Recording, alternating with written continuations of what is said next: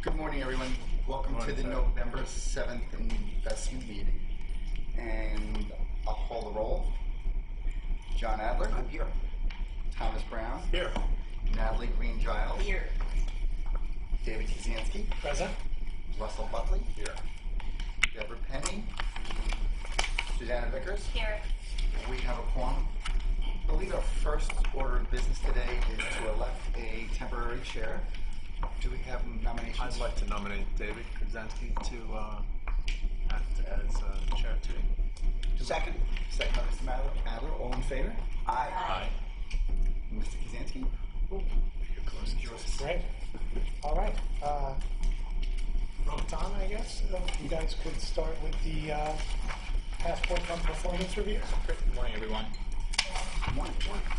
So you'll recall from September, when we spoke in early October, that it was a pretty strong month across the board for equity markets. The U.S. market actually lagged non-U.S. markets for the month.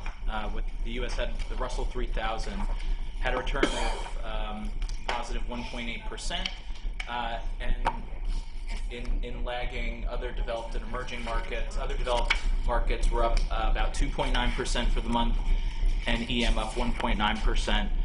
The results for the Diversified Equity Fund, which had about $15 billion in assets at the end of the month, the performance for September was very much in line with the U.S. equity markets, or actually slightly ahead, rather.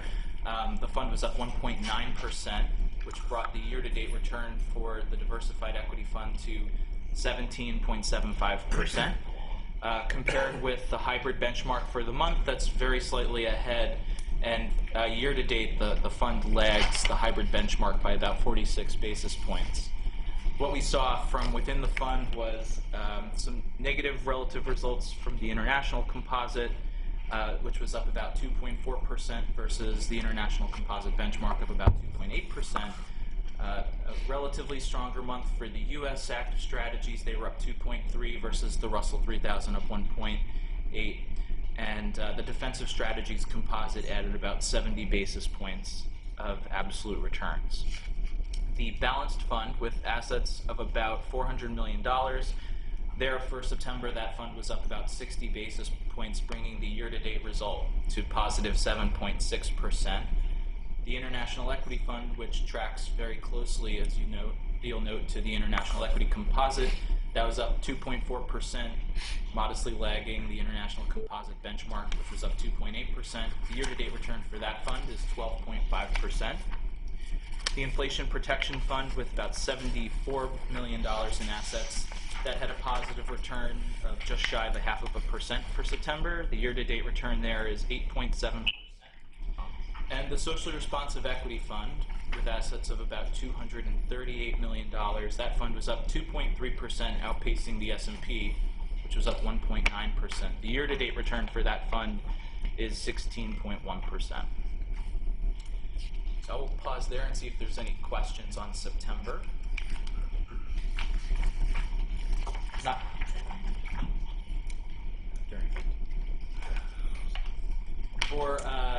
For October, you'll note, again, another pretty strong month across the board. The U.S. equity market, as measured by the Russell 3000, was up just over 2%. That brought the calendar year-to-date return for that index to 22.7%. What we saw in non-U.S. markets, you can see here the EFI index was up 3.6%, and emerging markets led the charge, up 4.2%. So developed markets outside the U.S., all told year-to-date, calendar year-to-date, that is, up over 17%, and emerging markets as a whole up 11%. Just below that, you can see the underlying strategy for the Inflation Protection Fund. That had a modest positive return of about 30 basis points. Calendar year to date, up about 9.1%. And the renamed Variable E Fund, the Sustainable Equity Funds benchmark for the month of October was up 2.8%. So that the manager within that option changed. No. So just a question about that. So the benchmark that's shown, which is the Russell 1000 growth, we had the S&P 500 before, so the benchmark numbers on there, those are for the the Russell 1000 growth? They are for the Russell 1000 growth. What we will do going forward, to your point, John, is we'll show the linked return history of the Russell 1000 growth to the prior benchmark for variable fee, the S&P. Okay. But for the fund in the actual report, that's going to be what are we going to show in that? The link. It'll be the linked benchmark for the fund. But then the actual performance will be the actual performance of the variable E. So the prior manager's performance until October, and then the new manager from October. Yes. Got it. Yep. Okay. And just one other note here. So what's interesting when you compare the October, what's interesting to me, I should say, when you compare October to September, is just on the benchmark. Let's take the Russell 3. So for 1 year going as of October 31st, the return is 13, and in September, so obviously September was the crash, not crash, it's a bad word, but the major correction last year, and then when you knock that out, then all of a sudden we're doing great. Has a big impact, yeah. Right. And so That's why we like to look at rolling periods of time, because it's so endpoint specific. Yeah. Okay.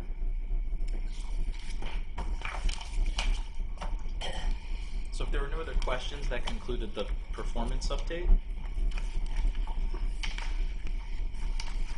And we'll switch gears and go to strategic asset allocation. And can I just note for the record that Alex Donier, the CIO, Morning, Alex. Good morning. So I put on. There's two stacks of the PowerPoint that I have to discuss this morning. So if you could all just kind of take one, pass one down, grab one. Thank you. Anybody else need anything? That's not bad. Here you go. Thank you. And Alex, I'm using the deck that I forwarded to you this morning. I have it, thank you. Yep. Anybody else need?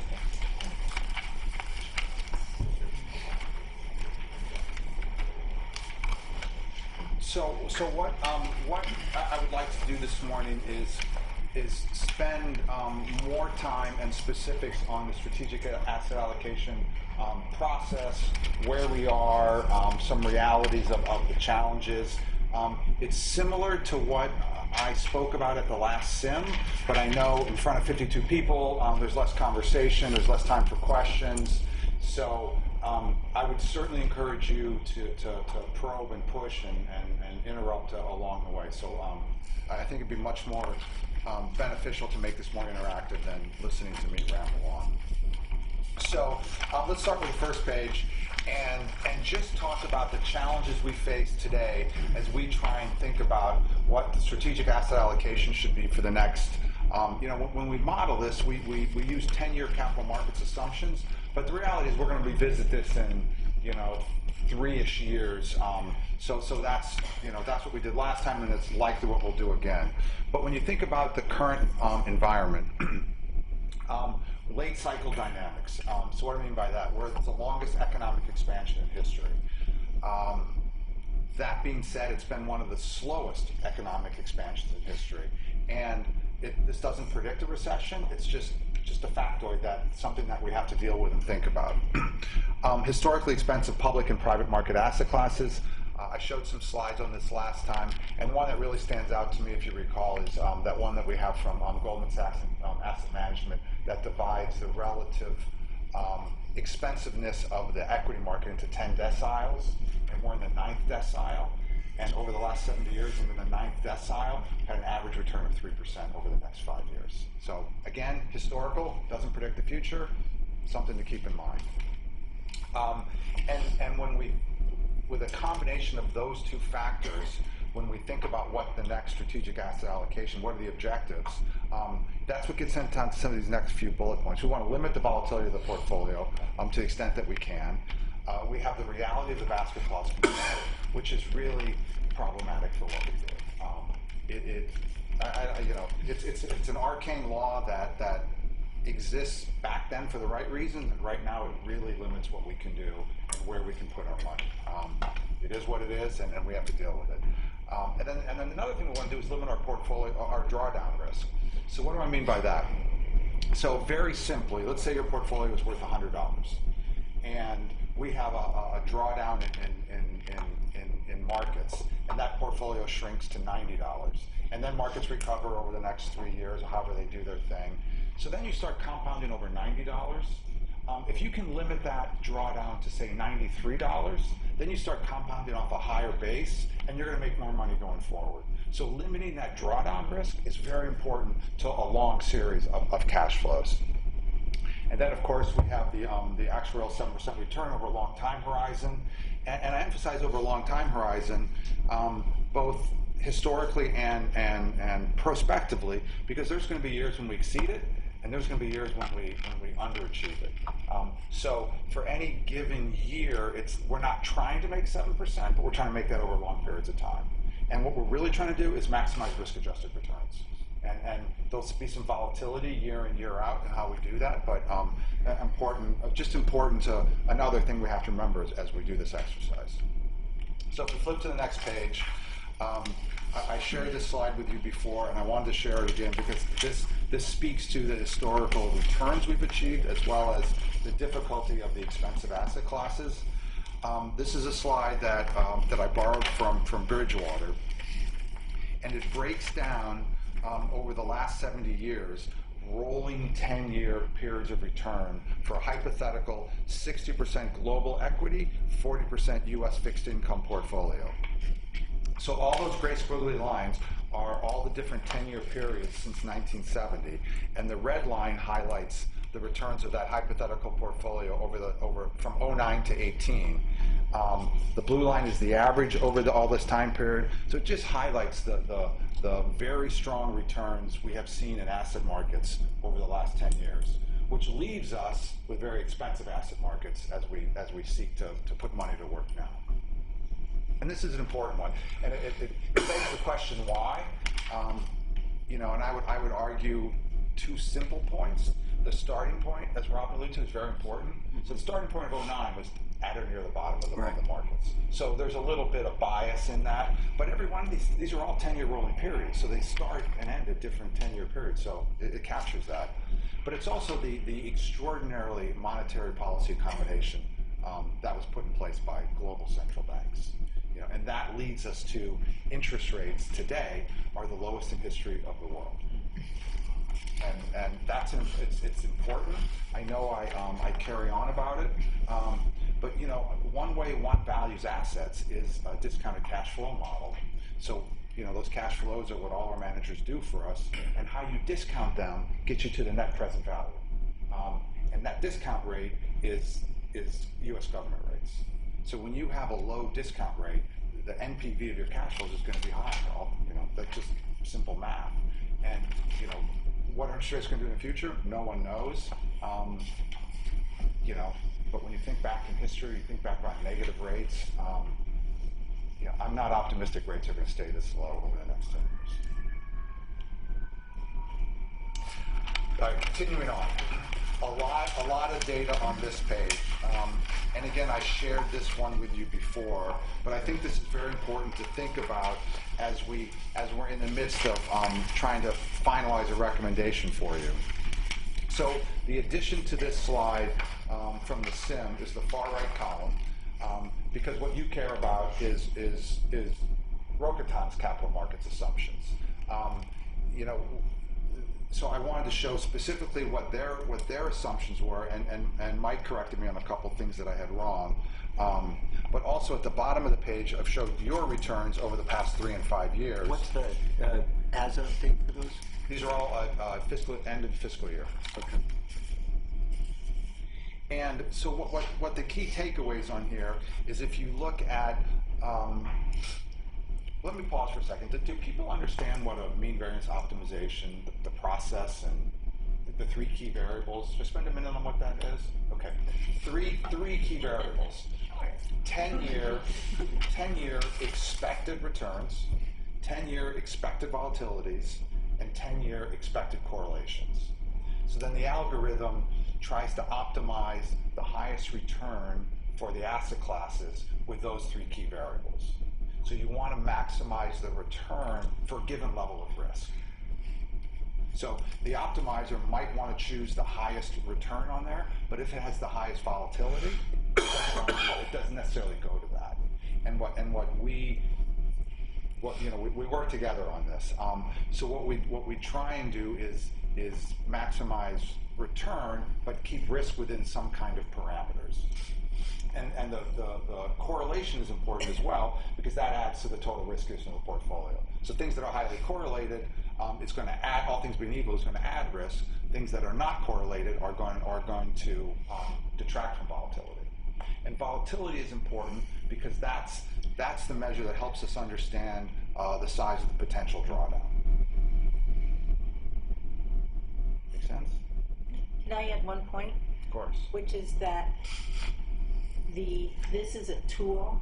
It's only one tool. So when Mike says that we work together on this, all the consultants use the same kind of tool, and we think we bring an extraordinary amount of judgment. Everyone who is working with a board of this sophistication and size uses this kind of tool, and you have to be very careful because it can operate on the principle of GIGO, garbage in, garbage out. It is just a tool to take some expectations and run a lot of scenarios off those expectations. So when we look at this data, we are not coming up with a portfolio because the model spits out a set of numbers. We would never do that because there are all sorts of judgments and qualitative decisions that you have to make around that. And you have to have a very healthy dose of skepticism when you consider the expectations. And they are just a set of expectations based hopefully on a logic and some experience with the markets. So whatever solution is proposed to you by the controller's office with the input of all the consultants, it will be a product of that modeling exercise plus an awful lot of judgment that's brought to the table. And it's going to be a joint recommendation by both of us. We're both going to endorse it. We're arm wrestling over a few percentage points here and there, but we're getting there. So let me correct one of the things, because this is important. On the infrastructure line, Mike, that number is 8.4, not 6.4? Okay. So if you scratch that one, Rokatan's return expectations are 8.4. And then the infrastructure, you said? Yes. Yeah, I see. And the other thing I would like you to scribble on the page is under the row of private real estate, we've combined both core real estate and opportunistic real estate. And Mike, I believe they're 6.4 and 8.4, core and opportunistic respectively. Our core expectation is 7.4 and our opportunistic is 8.4. 7.4, okay. I think that's just the core. 7.4 and 8.4? Yeah. So obviously my math is wrong on that. It should be 7.9 if you assume a 50-50. So apologies for that. But it's important because we're going to come back to this page that you have those proper numbers in there. And then the other thing I would just highlight, the three public equity rows at the top of the page, that compromises 50% of your portfolio. That's going to drive your returns year in, year out. And you can, if you just look at your 3-year total portfolio returns of 9.4%, half of it comes from those equity lines. It's kind of, okay, we got a good starting point with those three things. And then you look at the 5-year numbers, and you can see those equity returns are a lot lower, and thus your total return is a lot lower. So the equity market really, is the core of your portfolio, as it should be, because it's, over time it grows and so on and so forth. Not in a straight line, and valuations matter. Mike, for teachers, what did you say the percentage in equities overall is? Currently, U.S. is 29, EFI is 12, and EM is 9. That's current. Those are the targets. Those are the targets. Yes, those are the targets. That's all on page 6. Yes. So they've all those numbers are on page 6. For anyone who hasn't And it does committed add to up. memory. And it does add up to 50. There you go. Implanted in my head. So we're going to come back to the page, but let me carry on. So what are the objectives? What are we trying to achieve with the strategic asset allocation? And I start with de-risking the portfolio, given what we call the challenges, which were on the first slide. And those challenges are expensive markets. They've run a long way over since the global financial crisis, and by most measures, the U.S. equity market is very expensive on a forward PE basis. And sometimes that that doesn't necessarily mean it's going down, but the challenges to continue to rally are there. So how do we de-risk the portfolio? We decrease allocations to growth assets, the riskier part of your portfolio, and we want to increase them to the less risky part of the portfolio. And what are the implications? I'm going to come back to all this. What are the implications of that? The key metrics are at the bottom of the next page, and that is your expected return, your expected volatility, and your expected Sharpe ratio. And again, these are driven by these capital markets assumptions, which is why I wanted to highlight specifically what Rokitans are, and not only what they are, but how they deviate a little bit from the average of the 5 consultants that the systems use. So then, this is a list of your current asset classes, and a way that BAM likes to look at them is to divide them into 3 categories: total growth, total volatility hedging, and total inflation hedging. And those expected return and volatility numbers I've included at the bottom. CMA stands for capital market assumptions, and as of March of 16, when we did this exercise, the expected return, and again, as Robin said, this is not precise. There's a lot of not subjectivity, but just a lot of noise in what expected is versus actual. So expected return back then was 6.3%, with a volatility of 11.2%. I couldn't find the Sharpe ratio in your other deck, but you may have it somewhere. And then if we take their current capital market assumptions as of March of 19 and apply those capital market assumptions on your current portfolio, this is. Say again. So it's not that similar. It's not that dissimilar. And I think if memory serves, you guys didn't have a really robust view of U.S. equity markets 3 years ago. We've been consistent. Yeah. If that's a virtue. Yeah. So what should you just expect? add one question? Yeah. What's been the actual volatility in the 3-year and 5-year? For the total portfolio? Yeah. I mean, I know we have it somewhere, but Yeah, I don't know off the top of my do head. you guys know? Do you happen to know? No, we I might could get the find it, report, but I yeah. don't know. Yeah. Volatility has generally been muted. Yes, a lot lower than projected. So what should you expect if from a joint recommendation on de-risking the portfolio? So growth assets are going to go down. That's the riskiest part of your portfolio. And volatility hedging, which is... I have that number actually. Sorry. Yeah.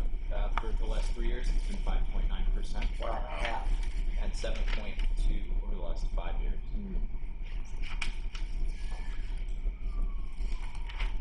So then let's go back to the return page, and this kind of guides you the direction that we're leaning. So growth assets are coming down.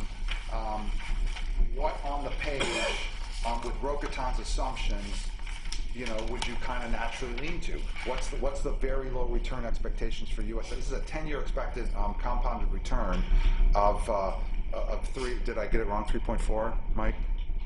3.4. Yep. 3.5. 3.5. Where's that?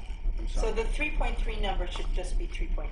Oh, 3.5. I'm sorry. So with that return expectation, the optimizer is going to recommend less U.S. equities, simply based upon what that return is, and they have a very high volatility associated with them as well. What is it going to be attracted to? The things with a higher return. I didn't list the vols here. I didn't want to put too many data points on here. But it's going to try and grab the things with a high return. So EM equities stands out. Infrastructure at 8.4 stands out. and private real estate, particularly the opportunistic at 8.4, is going to stand out. The basket clause constraint, those are all basket clause assets. So it's going to limit how much we can put into those. So my where we stand now is, and we haven't finalized it yet, but your allocation to U.S. equities is likely going to go down. Your allocate, and where do we so-called hide core fixed income? And then that begs the question of, do we want more long duration or more short duration? And if you recall the long debate, the lengthy debate about long duration, it serves as a risk mitigant to your portfolio. And since we are de-risking the portfolio, we need less risk mitigant assets. So we don't necessarily want to run the long duration, as well as, we recognize where long duration yields are, and the expected forward returns are not so. But let me ask a question, because I didn't think that's what you were going to say. Because if you're de-risking the portfolio, isn't one way to de-risk it increasing long duration? Yes, you could do that. And wouldn't that allow you to, I don't know, I'm asking the question, I'm not making an assertion here. Wouldn't increasing the duration allow you to de-risk the portfolio with fewer assets? Like the longer the duration, the less you have to put into it. No, am I wrong? I may be wrong. In theory, you're correct. Oh my God. But you're highly dependent upon that negative correlation. Yeah. And how comfortable do we feel? How confident are we in that? And this is where, put a little judgment in there. It's worked, it's benefited the portfolios over the past several years for the wrong reasons. Better explain that. Sure. So both of them have gone up. The total return of both the long duration of treasuries and the growth assets have both rallied. So why do I say the wrong reasons?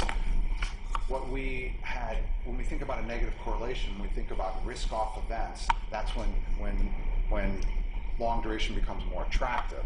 So what I would argue is the reason it rallied was because of extraordinary monetary policy, and specifically quantitative easing. So that's what drove it. Now, maybe that central bank's reaction function to world events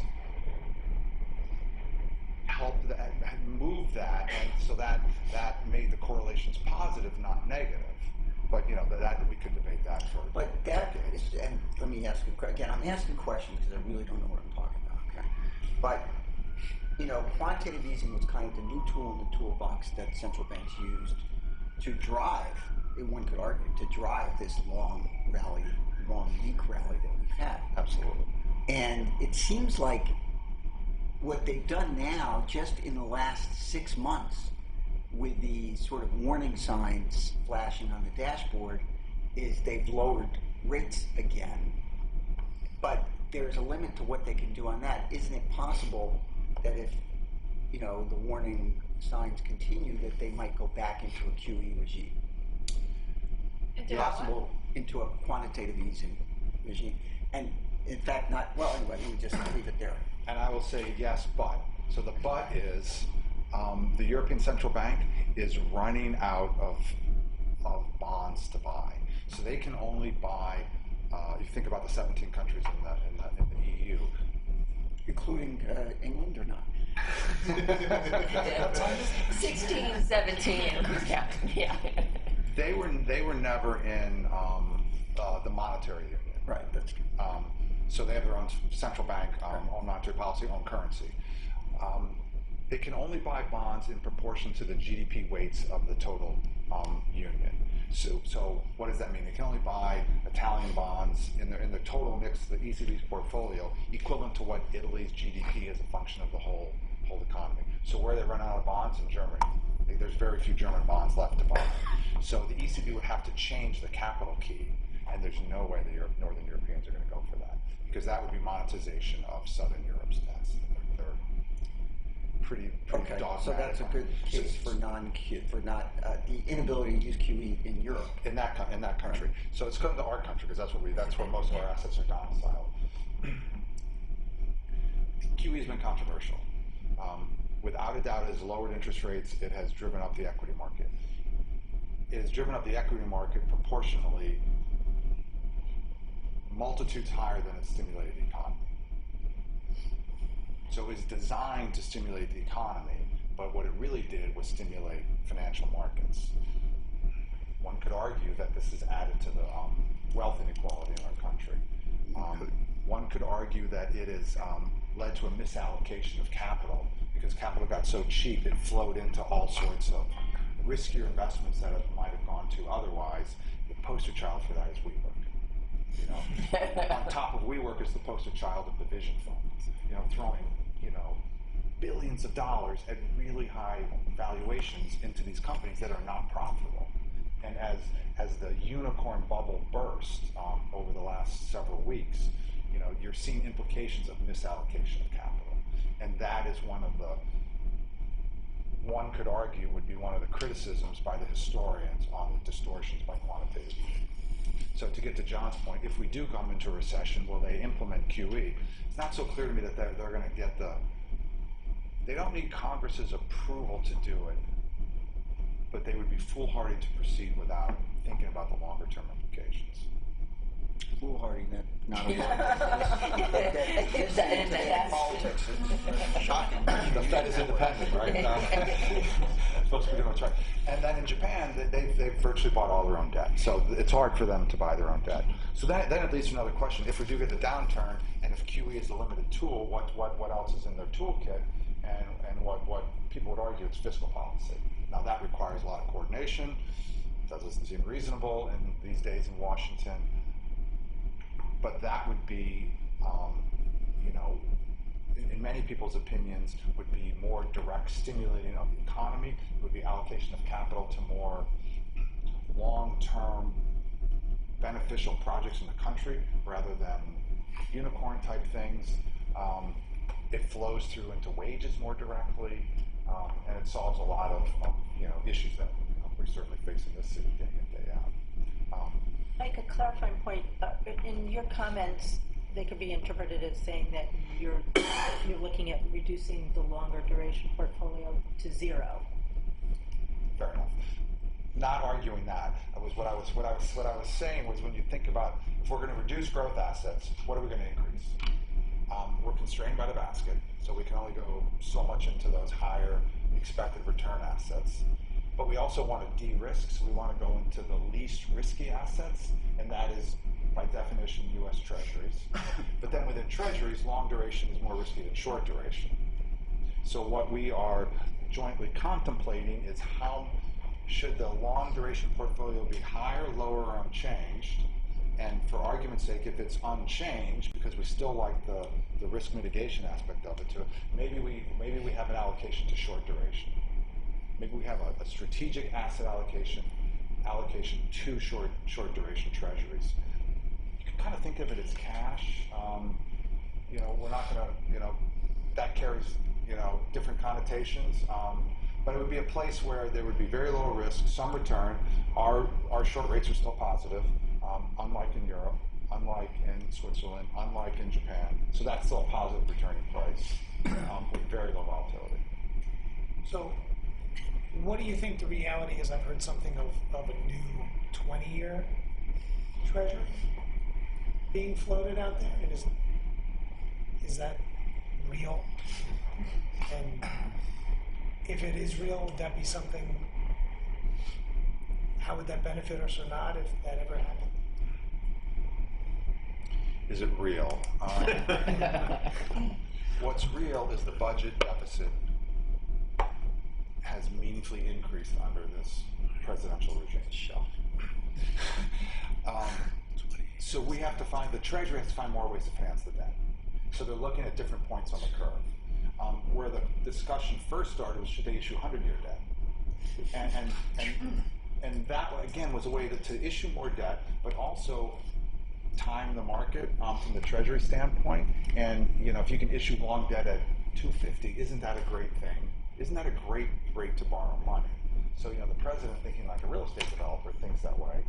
But then when the Treasury got feedback from what's called the borrowing committee, who think of big banks, big asset management companies, they have said, we have no appetite for 100-year debt. We're just not going to buy it. The Treasury's mandate is to issue debt in a predictable manner at the lowest cost over time to the taxpayer. That's their mandate on what parts of the curve. The feedback they got is no appetite for hundreds, no appetites for 50s. So now they're exploring 20s. It would have some slight changes to the kink, if you will, between 10s and 30s, but it wouldn't do much to us. We have a lot in 30-year debt. I'm not sure if it would matter. There's not that much more incremental duration to issuing further out past 30s. So for the part of for the people in the market who are interested in buying that long duration asset, there's not that much incremental duration protection to them by purchasing anything longer than a 30-year. But the 20 would be just another type of security we could buy in a long duration portfolio. Other than that, it wouldn't. Because essentially what you're doing is mixing and matching to get to your desired duration. Right. So you could, two Another 20s tool. versus, 4 10s or whatever. It's sort of, Correct. yeah, Correct. sort of like $20 bills for, Yeah. buy If you could 20s or demonstrate by giving me a 250s. I have a different question about correlation. So, I seem to recall that correlations are becoming more and more in sync, and that it's harder and harder to find something that's negatively correlated. Do we think that that's something that's going to continue? I mean, is it all part of like globalization and just is the expectation that things are going to be more positively correlated going forward, and it's going to be harder to find something that's negatively correlated? I would argue no. When you had quantitative easing and you dropped the level of interest rates, everything rallied. From 09 to we had the European crisis, so things diverged during that period. But I think going forward, things in the equity market are not going to be correlated, and this gets back to valuations. And if you look at Rokatan's expected returns, they show very different return profile for EM equities versus U.S. equities. And that gets to the run that U.S. has had versus the run that EM has had. So EM has vastly lagged the U.S., certainly over a 10-year period. I'm not sure about 20. I think the previous 10, EM did very well. And that really gets into China. China is the elephant in the room in EM. Not only the size of it, but its impact on other emerging markets. China has been in this infrastructure boom for years, so a huge importer of commodities. A lot of the commodity producing countries are emerging market countries. You think about Brazil with iron ore, Chile with copper, a whole host of South American countries. So China has a big footprint on how EM does as a whole. So a lot of that is driven by one's view of China. China certainly has decoupled from the U.S. China is on a long-term plan to reduce exports as a percentage of their economy and increase consumption as a percentage of the economy. And that's going to have effects through all sorts of different countries and all sorts of different industries. I think one's ability to time that or completely get their arms around how it's going to fold is very difficult, but that's kind of the big picture trend. So you want to, if you believe that China is fine going forward, and I wouldn't get caught up on the drop in the growth rate from 9% to 6%. When you grow the baseline, of course it's growing at a lower pace. It's what our country did as well. But their composition of GDP is going to change. It's going to be more consumption, less net exports. Does that make sense? So I think EM is going to be less correlated to the U.S. going forward. And I'm not sure how your correlations change from. The correlations haven't changed dramatically, but the other point I would say that's worth noting, Mike can talk to this as well, is that you really care about correlations in a down market. So we've had this rising everything buoyed by all of this liquidity being pushed into the marketplace. The whole point of long duration treasuries is the expectation that at the worst time for your growth markets, you'll have negative correlation. That's when you really care about it. So you don't have to have consistently negative correlations. You have to have negative correlations when equity markets are really falling. But didn't that kind of not happen in the GFC, and that's what, or am I misunderstanding? I mean, I thought the GFC was all of those hedges that were supposed to. No, long treasuries did well. Long treasuries did well. Yeah, Okay. yeah. But all the growth assets all went down together. Right. All the growth assets, but we're really arguing, whether the correlation between U.S. equities and emerging market equities is 0.7 or 0.8. I don't know, and I would argue it doesn't really matter. What you really care about, what you really care about is, will fixed income help you when the equity market goes down? And the rationale for long treasuries is simply buying more duration. So if there's a flight to quality, when everyone's worried about the state of the world, that you'll really make up a lot of the losses in the equity market. That's the most important aspect of the strategic asset allocation from my perspective. You want to put money in asset classes whose valuations look attractive, like we think infrastructure, we think opportunistic real estate, and you will. I think the asset allocation will call for that to the extent you can accommodate it in the basket clause. The other important question that you're going to face, that we're all facing, is what do you do with your fixed income holdings? And are you more worried about rising rates, so you keep it short, or are you more worried about hedging a big market downturn? And that gets all to those duration discussions we've had. I do my best to try and explain. But speaking of the basket clause, again, scarce resource that we have to deal with. So, not to move too far forward, but bank loans is currently 2% of your portfolio. They are considered a basket asset. They have a moderate return expectation and a moderate volatility expectation. So left to the optimization process, there's still a place for them in your portfolio. And the coupon on bank debts is floating, so it changes along with monetary policy. So that coupon that interest income has come down as the Fed has lowered rates. So it becomes a little bit less attractive on a total return basis, but most importantly, consumes 2 of the 25 of the basket. So it's going to be our recommendation that we get rid of that. And then what do we do with those extra 200 basis points is really key to how we do it.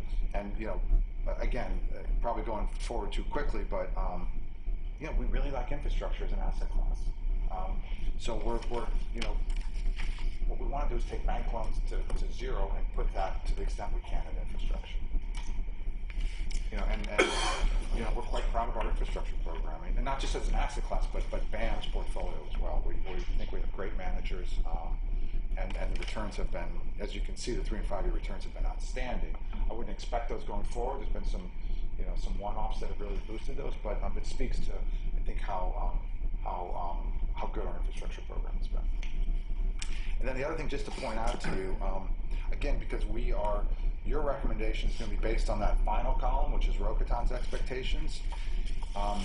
Their private equity return expectation is a derivative of their U.S. equity return expectation, and that is lower. Compare theirs to the rest of the consultants, and it's a couple hundred basis points lower.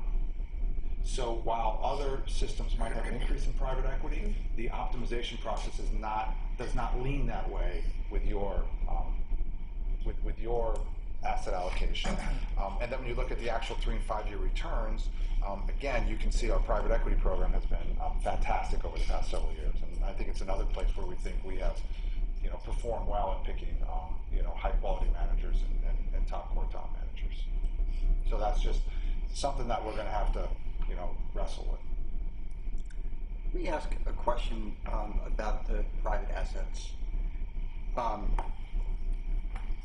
So, especially on real estate, we have had a total allocation of 9% since, certainly since the last asset allocation. I think it was maybe 7% before that, I can't remember. But we've never, our current allocation is like 4.7. So we're barely at half, and it really hasn't moved in the last 3 years.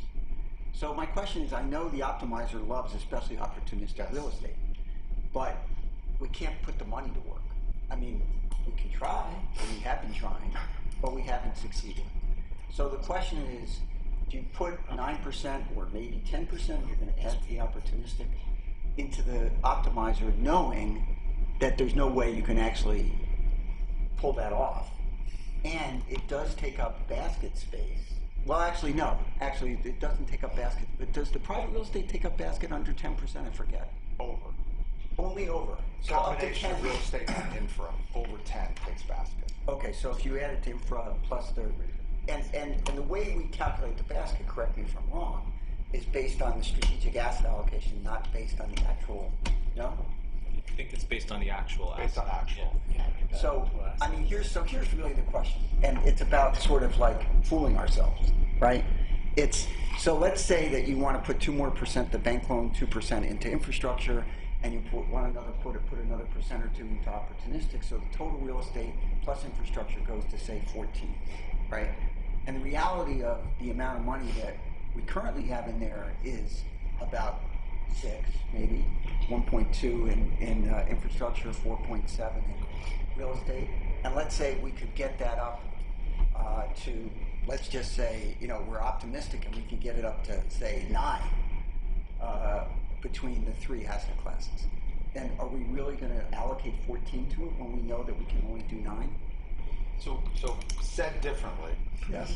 can we do a strategic asset allocation in excess of the basket clause, knowing we're going to have parking place assets as we deploy capital over the next 3 to 5 years in private market asset classes? Okay, that's one way of putting it. Go ahead, why don't you answer that? And we, the strategic asset allocation group, which is kind of the rebalancing committee as well, have concluded that's not a good idea because of the following scenario. As we deploy capital and we get closer to the basket clause, we're going to have to reduce other basket assets. So let's say we allocated 30% and we're actually at 22. And as we close the gap and get up there, we have to start getting rid of some basket clause assets. We are highly reluctant to sell private market assets just because the transaction costs are so high. So what does that leave us in public markets, international developed market, and emerging market equities? And the risk of doing what you described is we don't control the timing of when we have to sell those markets, and we could, of those assets, and we could be forced to sell those at inopportune times. Okay, I get that, but really I'm also, really it's sort of like, I get the, that's an implementation issue. I'm really talking about sort of the pretense that we have an asset allocation that has this risk and this return when we really don't, because it's assuming that we're actually investing 10% in real estate and 4% in infrastructure, when in reality we're only investing half of that or whatever. And so when you look at the risk return through the model, it's saying 14%, when in reality it's just, you know, even optimistically say 9%. And so we're not really going to get, even if all the assumptions are right, and we know none of the assumptions are never right, but you know what I'm saying? It's like we're pretending our asset allocation is something that's really not. Well, and so, that's my question. So Alex, feel free to jump in on this, but yeah. So we understand we have deployed real estate capital at a slower pace than what both the pacing plan is and you know to get to where we should have gotten to. Why is that? First and foremost, the plan keeps growing. I get that. Yeah. So it's hard to keep up with, you know, with a 9.5% return over the last 3 years. Yes, that's an uptown problem. But we've made 2 important changes. We've made one, and we're trying to get the other one done. We added an EM program, emerging manager program. So that's a chunk of capital that's going to go in to places we didn't have before, and it's going to grow. We're going to get new managers out of there that we really like, and that we are going to have capacity rights going forward. So that's going to place we can deploy more. And then secondly, and Mike. Yeah, go ahead, Alex. No, you go ahead. And then a co-invest program. We're working on a co-invest program, which again allows us to deploy more capital at a faster rate. So those are 2 kind of structural changes that we're trying to get into not just real estate, but also but private equity that will allow us to deploy capital at a faster pace than we have historically. Can you do that in infrastructure as well? Yeah, So don't we have the? we have it. Oh, We've done okay. both. Okay. We've already approved the co-invest, Okay. and we're in the process of doing the emerging market. Yes. Emerging managers. So. Yes. But And I was, go ahead, Alex. Yeah.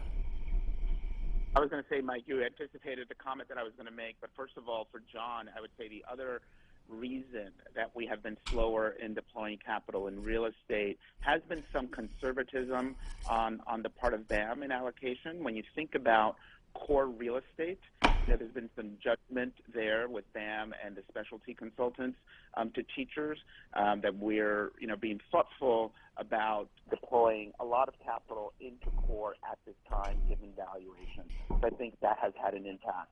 And I think to the point that Mike made, as we think about prospectively, I think the big thing we're adding to our toolkit, if it gets your approval, is co-investments.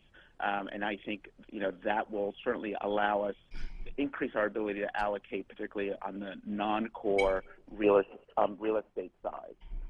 One other point that I would make, John, to your question about returns, given that we are under-allocated to target, is that for some of these private asset classes, the placeholders have performed well. So think about PE. When it's unallocated, the unallocated capital has been primarily in U.S. equities. So that's why one of the reasons, as we've discussed, we've underperformed our benchmark, because the underlying, public equity markets where they are being held as placeholders has done well. Also, in real estate, part of the placeholder, and correct me if I'm wrong here, Mike, is REITs. And REITs have actually, our REIT portfolio has done well as well.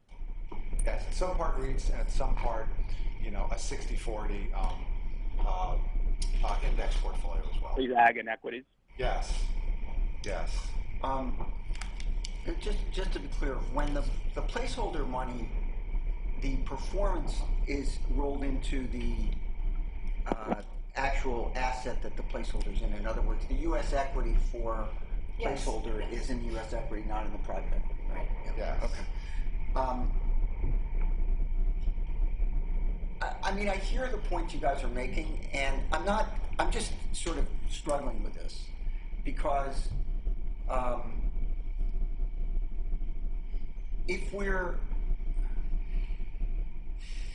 just kind of feel like we're doing a little bit of a song and dance by saying that we're going to have 14% in these real assets when we know we're not. And so it's not really a basket toss thing. I'm just saying, you're doing an asset allocation that says we're doing this return and this risk based on these correlations and this amount of assets in each asset class, when that's not really what, look, the reality is, guys, how much for teachers, how much is in emerging managers and the co-investment, and does it actually make a material dent? And I hear what you're saying, Mike, about getting more capacity through the emerging managers, but the actual reality of that is it's 3, 4, 5 years, 6 years away before there's a manager that comes through the farm system and is ready to pitch in the major leagues, And pardon the sports analogy, I can't help myself. That was football, right?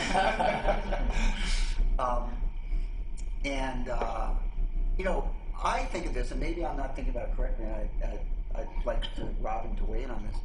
I think of the asset allocation that we're going to adopt here as sort of for the next roughly 3 years, because the practice is to revisit asset allocation. We did our last one in 2016. I think best practice is to do a strategic asset allocation review about every 3 years, maybe 2 to 4, whatever. But so that's how I'm thinking about this, and I really don't think that we have any realistic expectation, except that there's a huge public markets drop, and because private assets... The denominator effect. The denominator effect of actually getting to these asset allocations. Can I ask a question? Is the expectation when we do the strategic asset allocation that it will be implementable in the 3 years before the next one? No, but you got to start from somewhere to implement it. So let's take infrastructure, for example. You're going to hear from Petra at the next sim her pacing plan.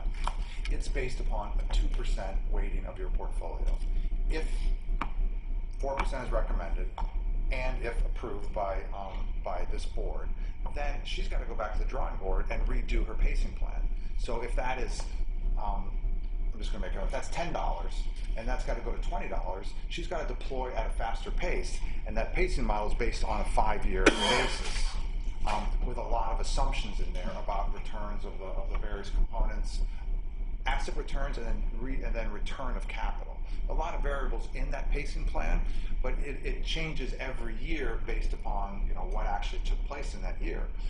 But we have to start from someplace to start deploying it. So so in 16 when we doubled real estate, for argument's sake, that pacing plan changed dramatically, and we put more money to work than we would have otherwise, but it was hard to keep up with the organic growth of the portfolio. But you have to start somewhere to start deploying more capital, and you wouldn't want to deploy it all in the beginning because then you have vintage risk. I understand.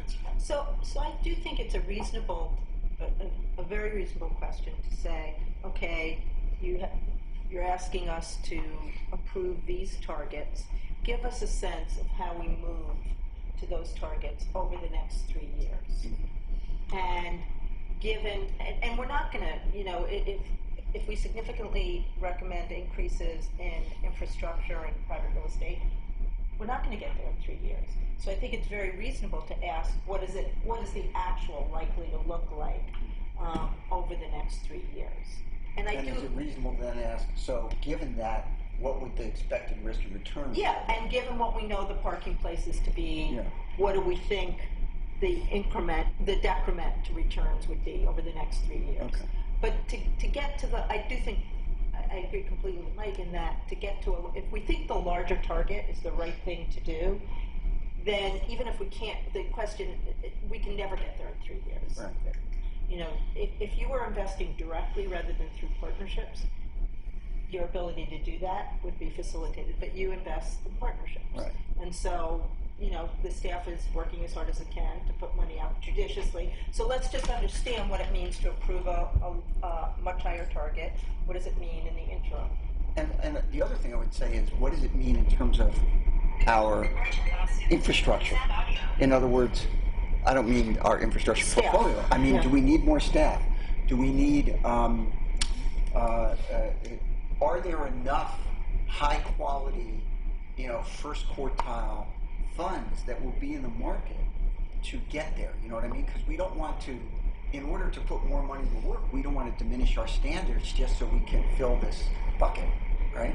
And it'd be interesting for you to listen into our investment committee meetings a few times on real estate, because be happy to. They bring in. Be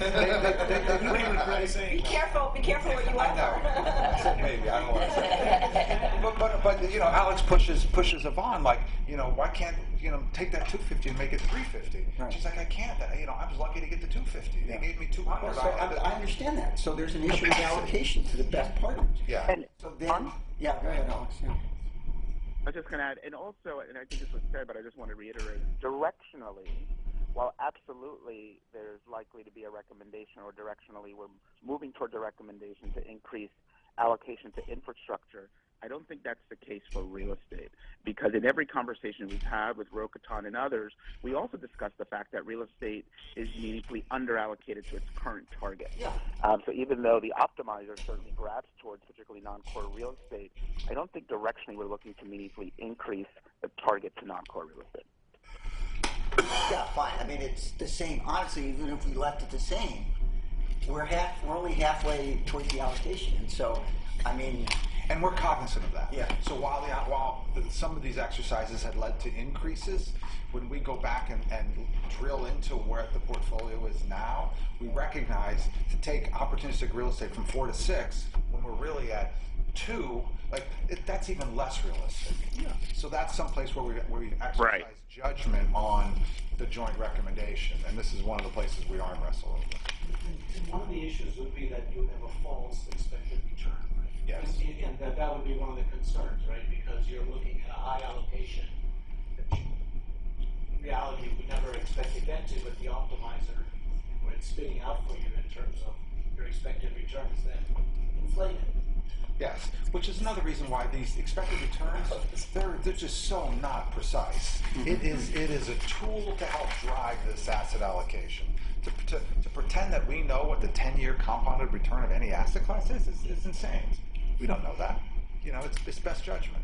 You know, and it's based on historicals and valuations and, you know, forward-looking views. But to your point, that's another place where the precision is faulty. So, can you give a order of magnitude sense of timing of when you think that we'll be able to come back to the board with specific recommendations? What's your hope in that? The hope was to get this approved in 2019. We're running out of meetings. We have 2 caucuses associated with the November and December SIMs where we can spend as much time as we needed to. I believe that BAM and Rokatan I think we're virtually... Yeah, very, very close. Yeah. Yes. And is there one more investment meeting? Yeah, December.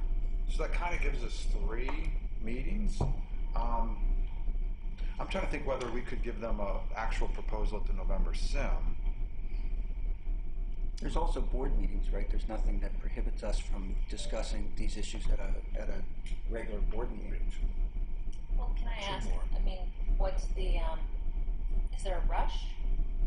Do we have to get it done? And especially, you know, we should think about implementation timelines. The sooner we get it done, the sooner we can start changing things. Right. You know, and that's changing pacing plans. That's reducing our exposure to U.S. equities, which, knock on wood, are at an all-time high yet again this morning. And you know, we want to de-risk the portfolio, so there's not a timing rush, but you know, a sense, you know, to get this done. So the other thing that we have,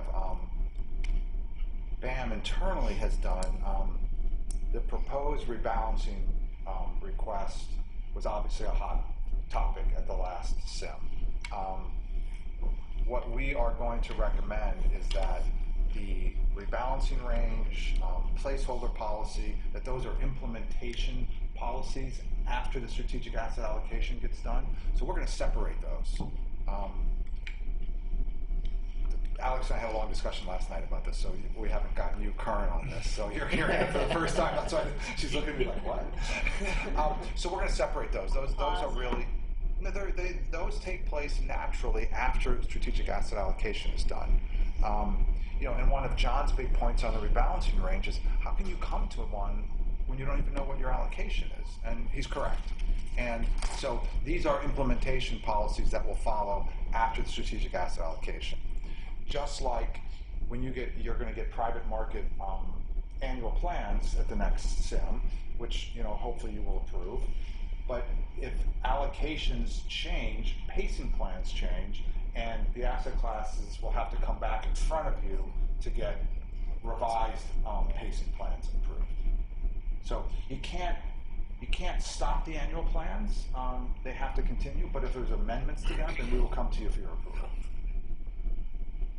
So Susanna, by removing placeholder and rebalancing potential changes, and I emphasize the word potential, into implementation, I think it makes strategic asset allocation less complex. Sure.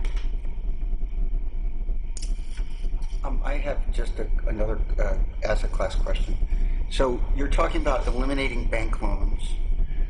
Last time we eliminated convertibles from the strategic asset allocation. Have you guys given consideration to the role of convertibles in the portfolio? Can I just remind us before session? This is the asset allocation question. It's a perfectly legitimate discussion. You talked about eliminating bank loans. We're talking about convertibles. Yeah, we looked at them, and they have their capital markets assumptions, and they did not merit an allocation based upon their capital markets assumptions in the new portfolio. They exist in your portfolio today as a parking place for unallocated high yield capital. Right. So depending on what happens to high yield and its implementation will very much drive what those placeholder assets what we'll do with them. Thank you. All right.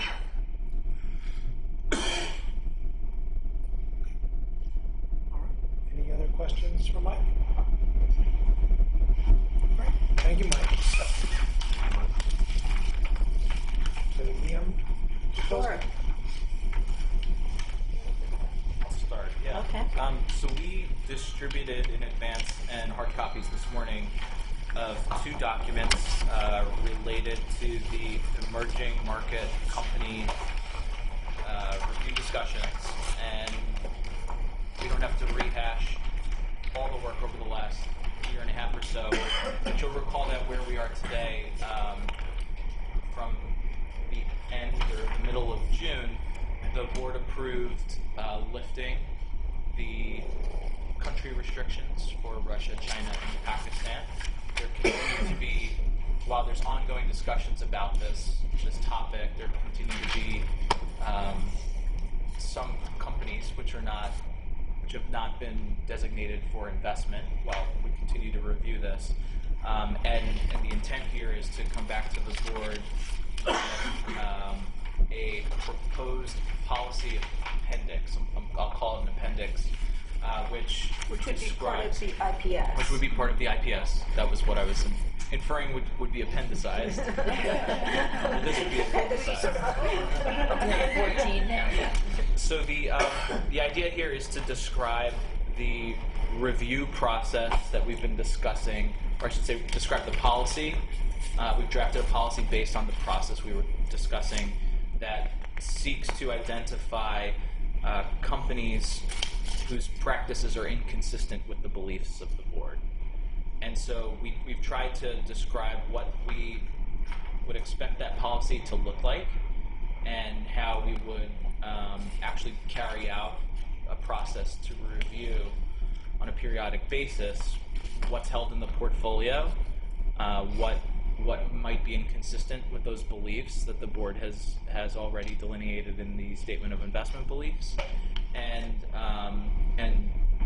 sort of set out, what's the path for potential action if there's any.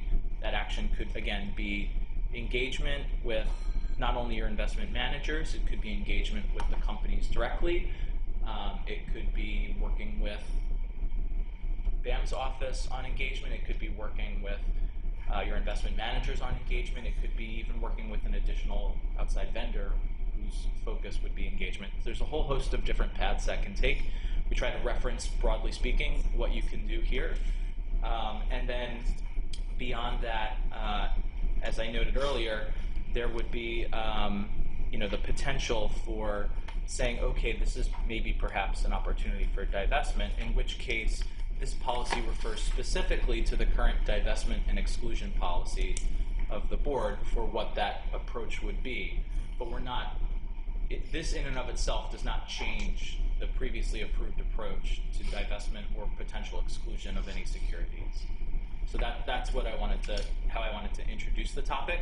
The second document is just, we tried to scope out what the process would look like in practice.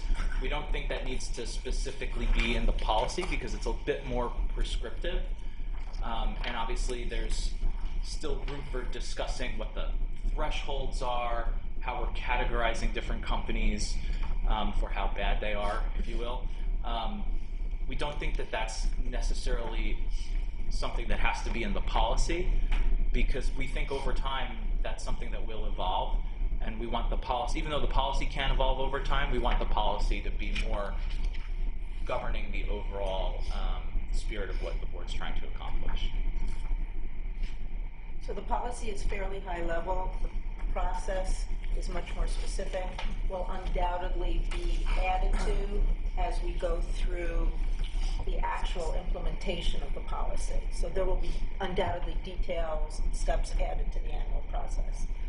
But the policy is intended to be high level and bridge the period between this periodic review of the portfolio based on vendor data to, if appropriate, implementation of the divestment and exclusion policy.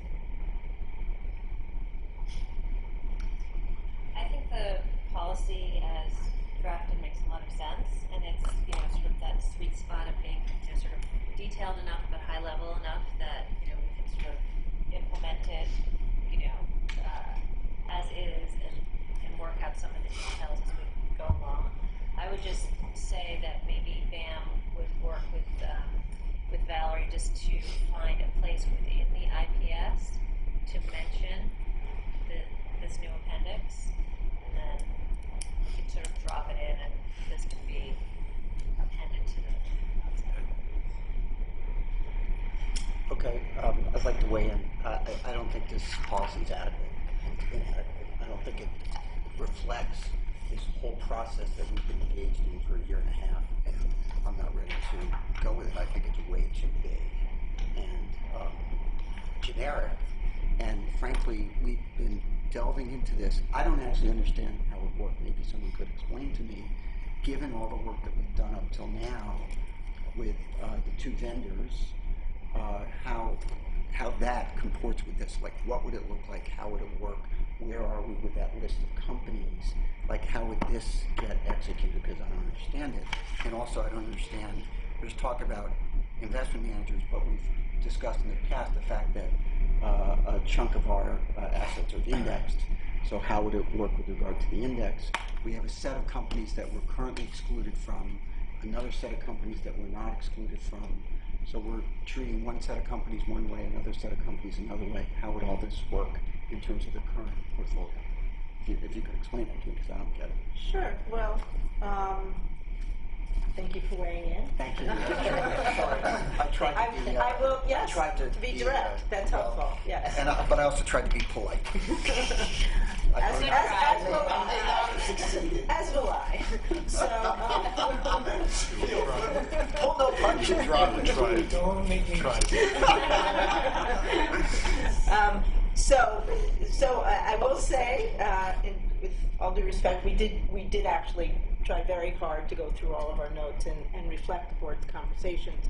I would say, I'll start with the last point because I think it's the easiest and you were most specific about that. The companies that were currently excluded, and I think how many are there? Do you remember? 13 or 14. Yeah, yes, less than 20. So there's something, a group of companies less than 20 that are currently being excluded. That was always intended to be an interim measure, and so I don't think it would make sense to reference them in this policy. No, I understand, but I don't understand. Like, it makes this reference to the divestment exclusion policy, but without explaining it. Maybe I just need to hear the explanation how that would actually work.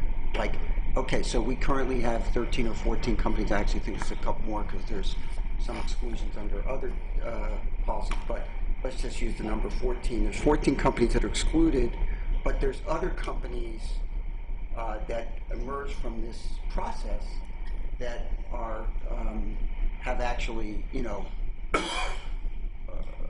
call it worse ratings than the 14 that are currently excluded. Actually, yeah. Yeah. So how are we dealing with those and the other ones on that? So I would say the distinction between the current companies that are currently excluded based on this interim measure, I'm not talking about coal companies or anything like that. Those 14 or 15 companies that are currently excluded, that would become a moot distinction.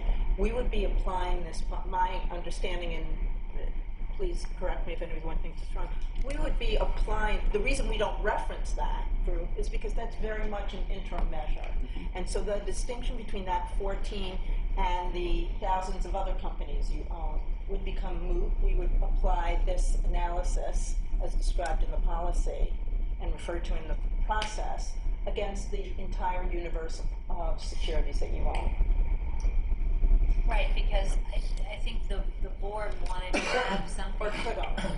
The board wanted to have something in place until we established a policy and hired vendors. We're doing both of those things. So once those are in effect and we start going through the annual process, then the interim list will naturally go away because it'll be replaced by this new process. Okay, so let me just understand it. So under the review process, it says the review identifies companies which are associated with the following, the 2 bullet points: material violation of the Global Compact, material public controversies which may incur reputational risks. Then it says input will also be gathered from the board's active investment managers. So then what happens? So in other words, right now we have this list of 81 companies, which is not necessarily, it's out now based on old data, it's not necessarily up to date, and we haven't made a determination as 14 to... companies. Are you taking it to 14? No, I'm eliminating that. No. The list of companies that have these 2 bullets. I'm sorry. That have Okay. these 2 bullets. Right? Yes, So yes. a list of 81 Yes. companies, which is not necessarily up to date. Yes. Right? So let's just use that as an example. Okay. So we have this list of 81 companies. Under this policy, what happens? So what would happen is initially, and I think we lay it out more in the process, but the vision, at least at this point, is staff and Rokatan, or whoever the consultant is who's focused on this, would interact with the vendors to review their assessments. There would be some... I'm sorry, I need to interrupt because I don't think that list of 81 companies is at all relevant. So I'm not saying the specific companies, I'm understanding. Okay, so but what the process is going to be is we are going to secure a vendor to do an annual review, right? So forget about the list of 81 companies because that's beside the point. If those companies could exist or not exist. We're hiring someone to do an annual review of our entire portfolio, and they're going to come back with a report that includes ratings. And then we'll have a list of a certain number of companies. Call it 91 companies. I don't care. Okay, so we have this list of 91 companies. So there's a list of companies that are identified by our vendor through an annual process of having some kind of issue. Yes.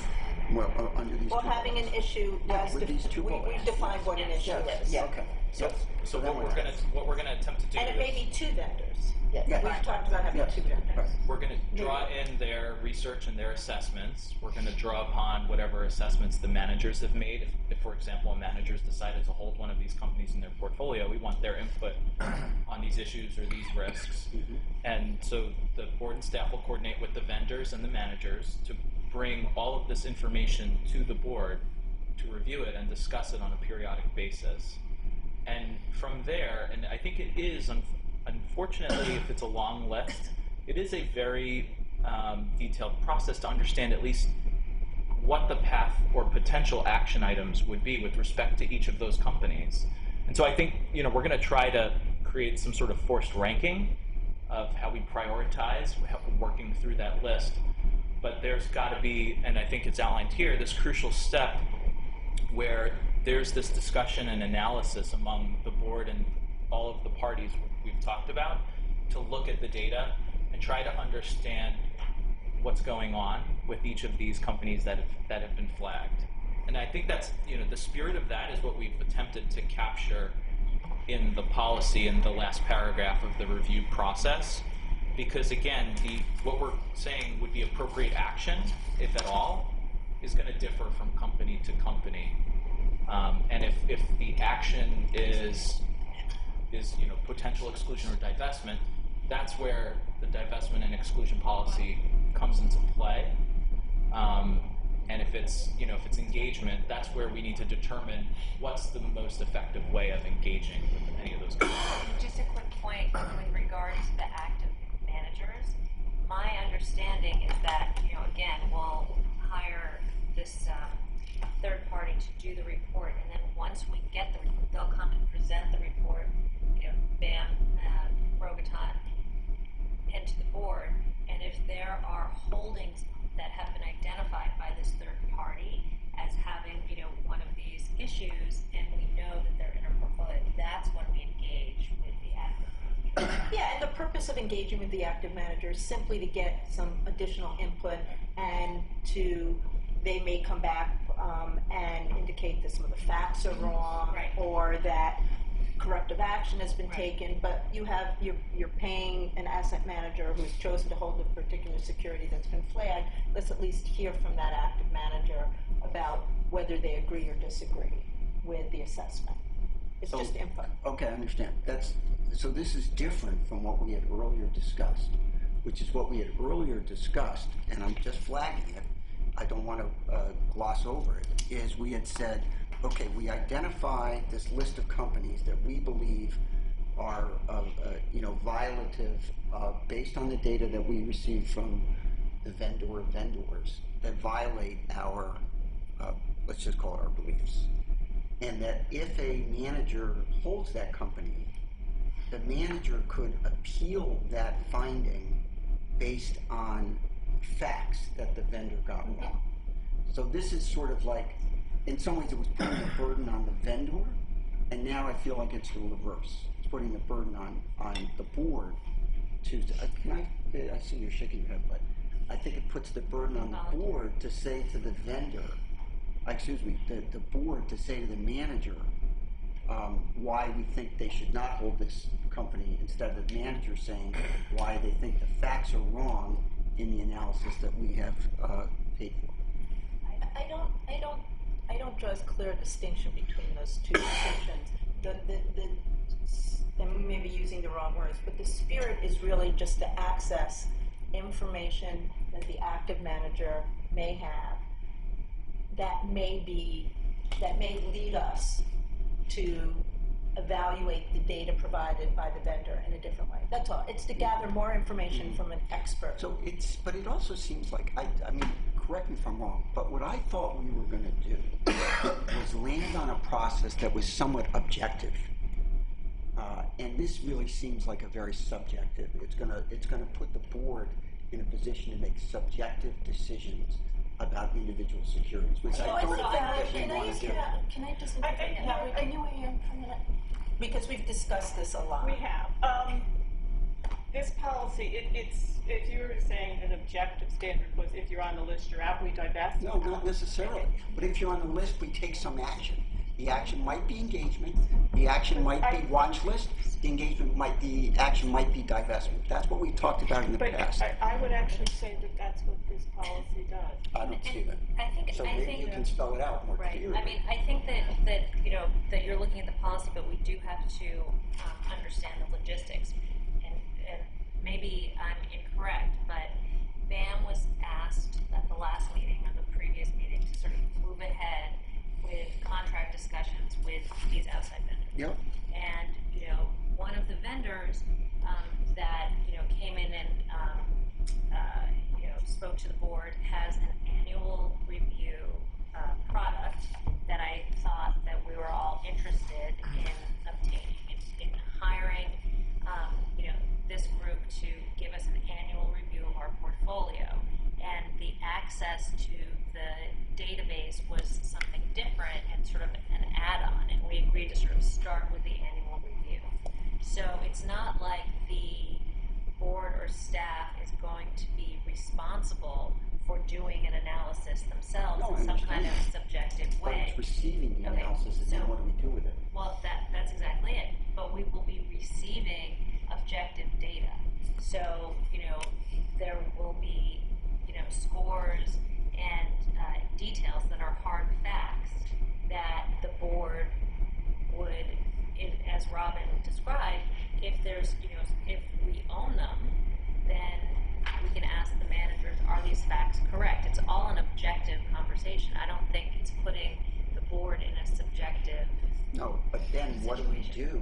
Sounds so like what I thought we were going to do was arrive at some criteria for divestment. For watch list, engagement, or divestment. Those three options, that's what we had talked about. And what it sounds like you're going to say, well, based on this, let's watch list this one. Based on this, let's engage that one. And since we're already divested from this one, let's just leave it up to divestment. I don't think that needs to be in the policy.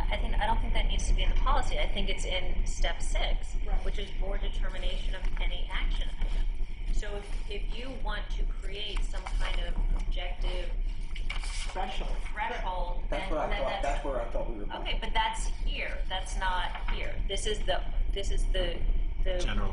general policy, because we don't have this, and this could change. Right, and we don't have all the information information. We haven't seen a report, so we don't. That might allow us to establish that. Right. What do you mean?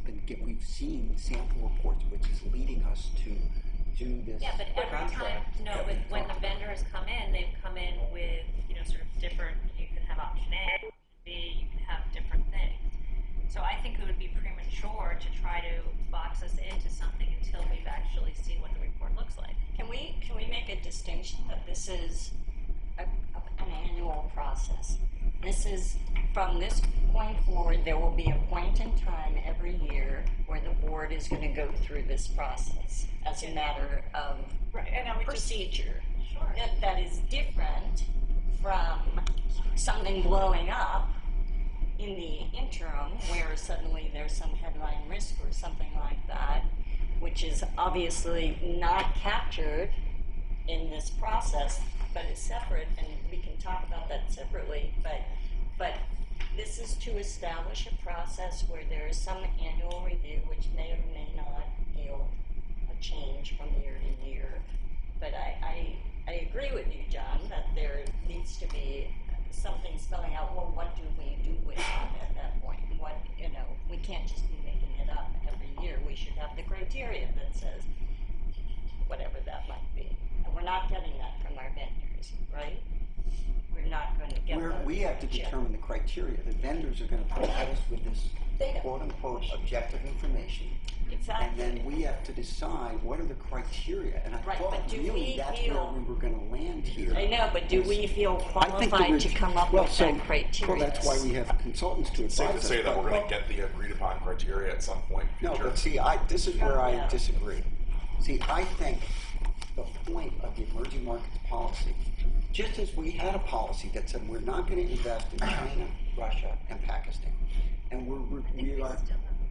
No, we have an interim policy now. We've allowed investment in Russia, China, and Pakistan, except for the companies that are on that list that are in China, which we had not previously invested in. We're still not previously invested. But can I just finish? Yeah. So I think what we need to replace that policy with is a new policy that says these are the criteria on which we are going to take action. And here's the range of actions we can take. But then the criteria are in the policy, and then we can review those criteria whenever we want, really. But I agree with the idea that the data comes in on an annual report, and then we apply the criteria. And then if the board decides, oh, this is the wrong set of criteria, the criteria are wrongly drawn, we can do that, but I think this does nothing in my So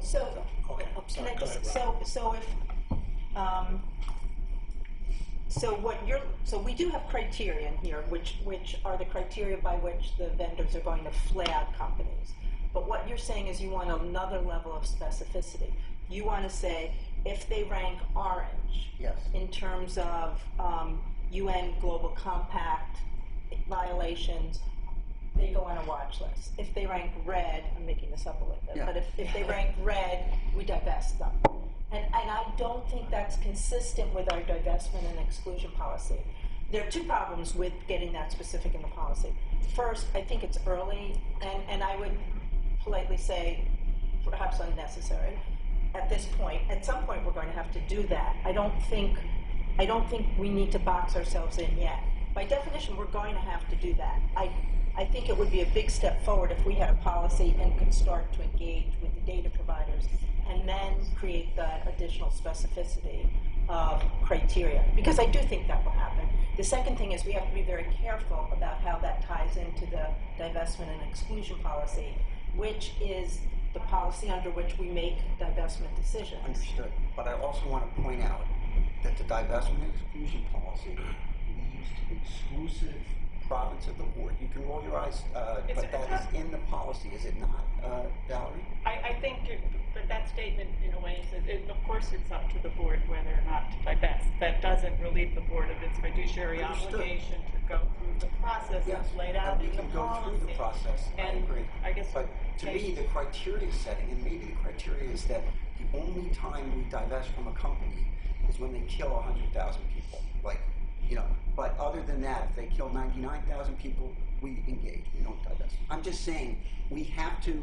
I agree that we have to engage in the through the process that's set up in the divestment inclusion policy. But I believe that this just kicks the can down the road and doesn't actually. I feel like the year and a half that we could have done this a year and a half ago without going through this whole process. Well, that's totally false because this is very informed with, you know, all of the interactions that we've had with the vendors, seeing what was out there. You know, we didn't want to just copy something that maybe another board does that's, you know, been deficient. I don't think that it at all makes sense. This is a policy for reviewing emerging market exposure. That's it. And that's what this achieves.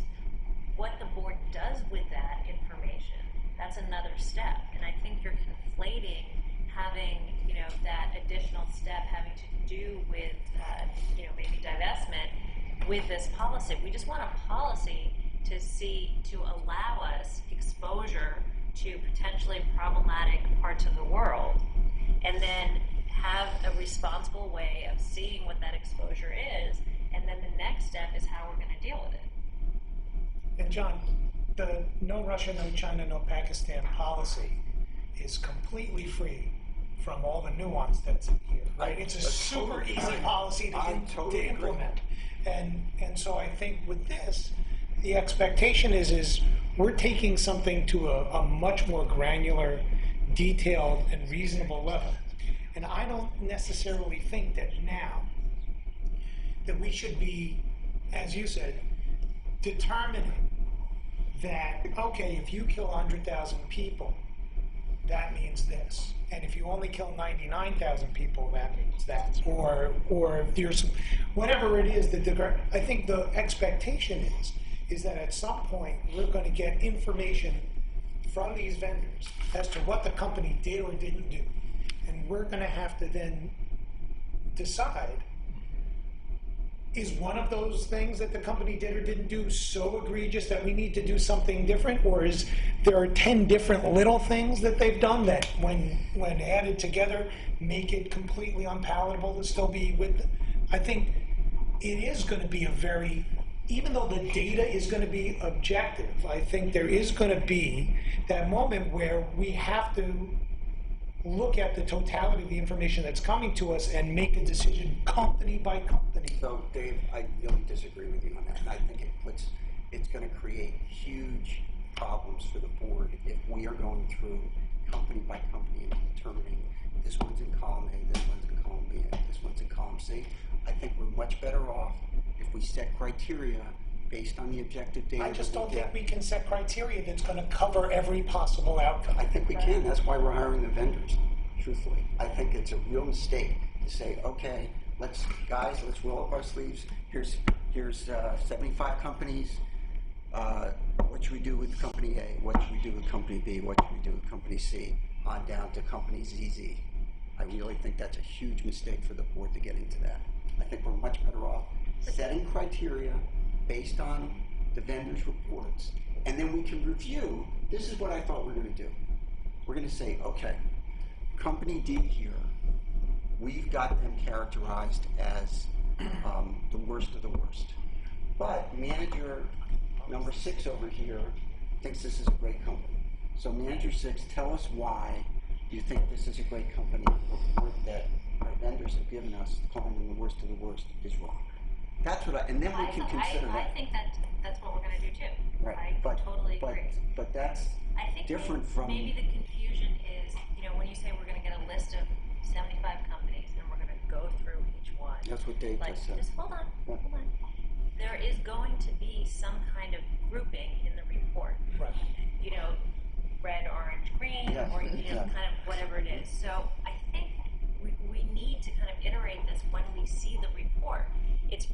I'm hoping that it's going to be something like, okay, you know, there's a whole lot of yellows, and you know, it seems that the predominant reason to be yellow is, you know, some kind of governance thing that, you know, didn't result in the killing of hundreds of thousands of people. And so, okay, so at this point, maybe yellow is okay. Let's concentrate on the greens and the blues or whatever it is. But I think we need to, and we can, sort of determine how that, conversation will go at the time, and we can codify it if that makes you feel better. But I don't think we can that should be codify part it. of our policy. That's what I think. I don't think we can codification should be codify. part of I don't think we can codify it at this point until we go through this process once, because we are getting not just a random list of 75 companies.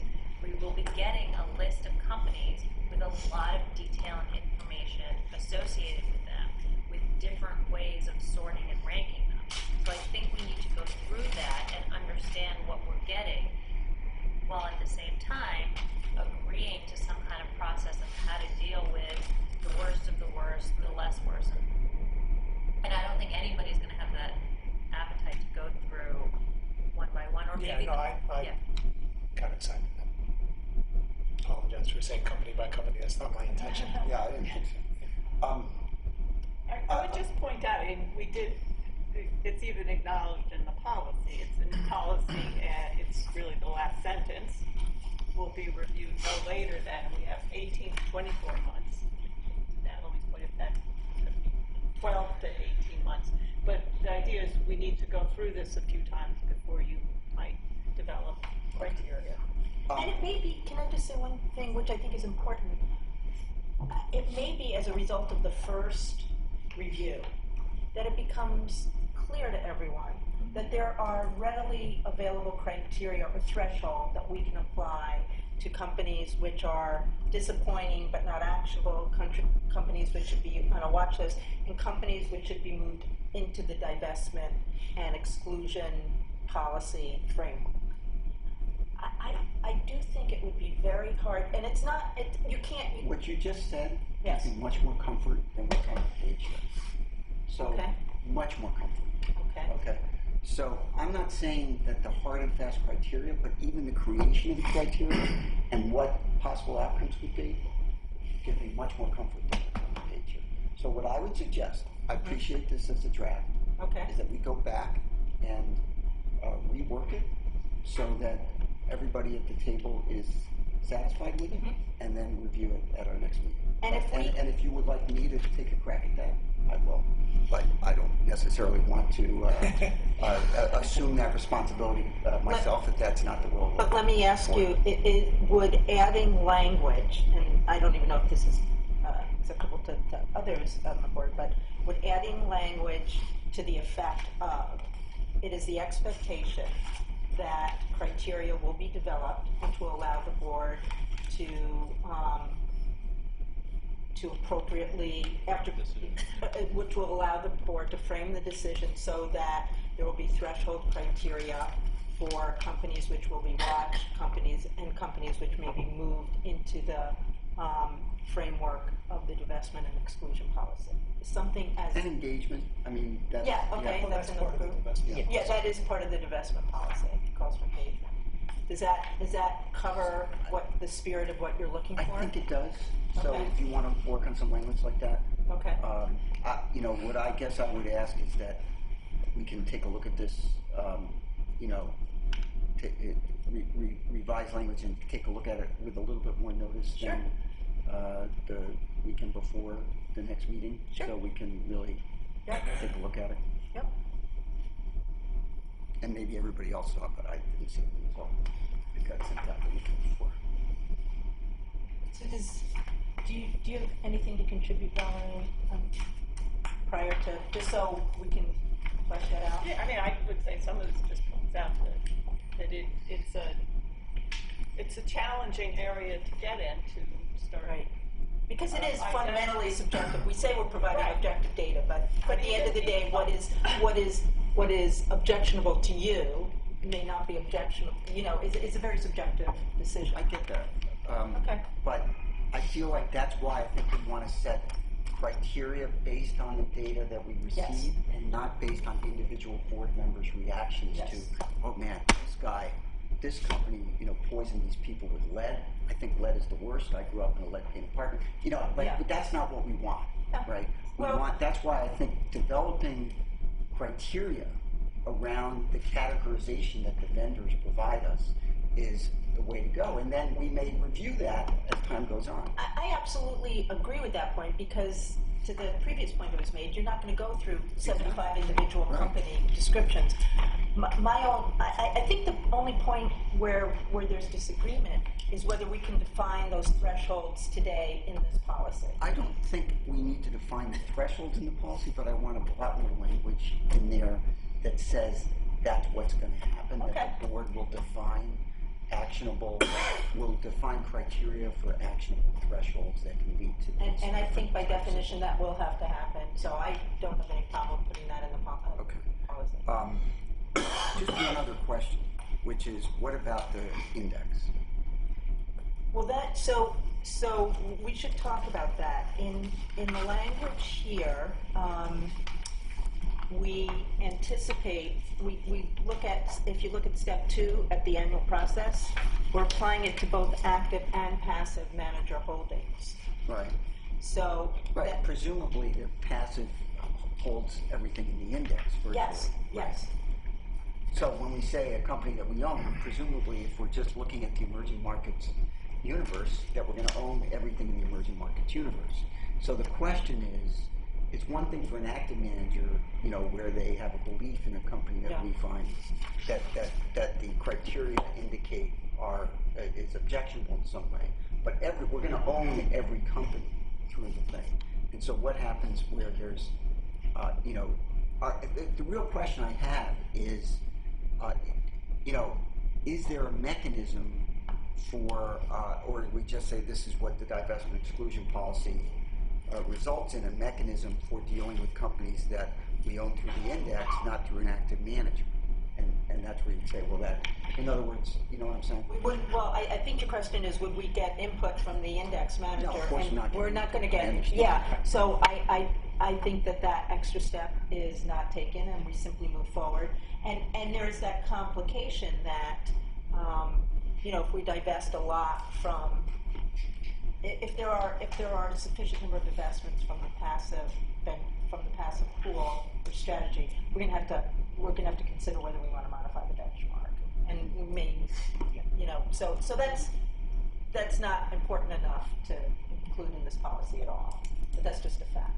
Right. I mean, I'll just point out that there was one company on the list that was provided by the vendors that appeared on both lists that is, a sizable part of the benchmark, and so, that could potentially have an impact. Right.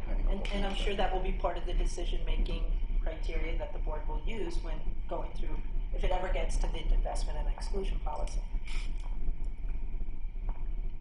I mean, I would point out there are other large pension systems that are deeply about ESG issues that don't apply any divestment to indexes, just basically. They exclude indexes from any divestment. Good number. But so that's an important fiduciary conversation for the board to have. It's a big deal, and it's more discussion. This board has always taken let me just say universal view that if we believe a company that we should not be investing in a company, we apply that belief whether it's passive or active. That's always been the position of this board. It's true on guns, it's true on coal, it's true on private prisons, and any other area that from which we divested, and it was always true when we had the country exclusion on emerging markets as well. So to take a different position would be a departure. Not to say we shouldn't consider it; it would just be a departure. Okay, but it's an important issue that the board would consider. Understood. So, if I understand correctly, there'll be some reworking to the policy to be brought back to the board at a later date. To be next month. Right. Circulated well in advance. Circulated well in advance for comments and suggestions. Yep. Great. Okay. That looks like that's everything on our public agenda. Do I hear a motion to move into executive session? I move pursuant to Public Officers Law, Section 105, to go into executive session. Is there a second? Second. Discussion? All in favor? Aye. Aye. Any opposed? Okay. Motion carries. We are moving into executive session. Okay, we are back in public session. Susan, can you please report out? Certainly. In executive session, a contract matter was discussed. An update on several transitions was provided. There was a discussion of a procurement issue, and a manager update was provided. Thank you. Is there any other business before a motion to adjourn? Motion to adjourn. Do I have a second?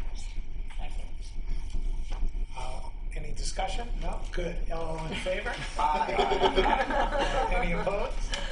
We are adjourned. Thank Good you very job to much. the acting. Yes. Yes.